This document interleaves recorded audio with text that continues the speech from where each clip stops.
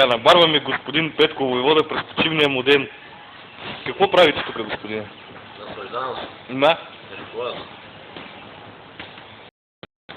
Да, гледам, той вече през половин. Кой бомбон?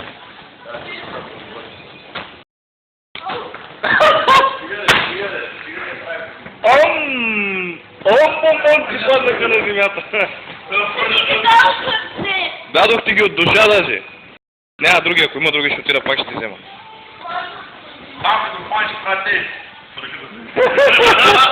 Как? Кое правите? Добре, сега ще съм ги дал, че паднаха бомбонци. Що? Как да не съм ги дал от сърце? Направо ги дадох и от душе, от сърце и от минерална вода.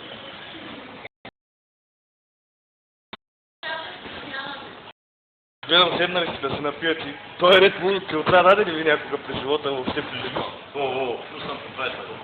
И крила получите ли? Почва боле.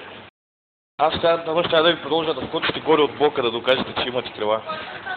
Той, защото имал крила, Ред Була му бил дал крила. От любов щял да скача.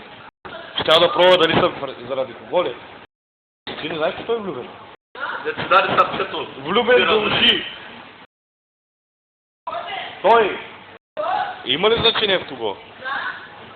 Що?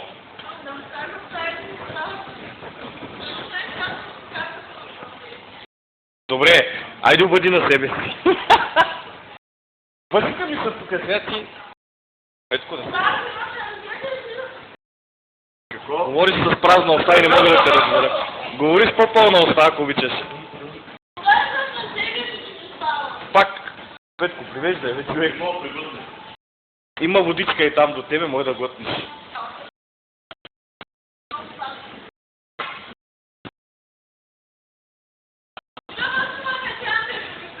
Няма да ти приседни, ще го прикараш.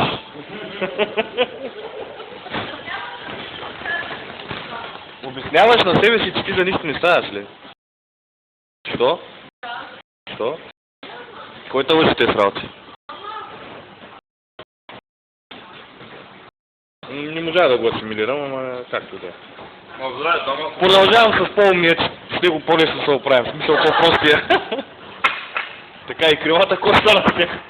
Знаете ли какво се прави на пуйките, като попораснат? Обрязват ли са крилата, че да му фърчат?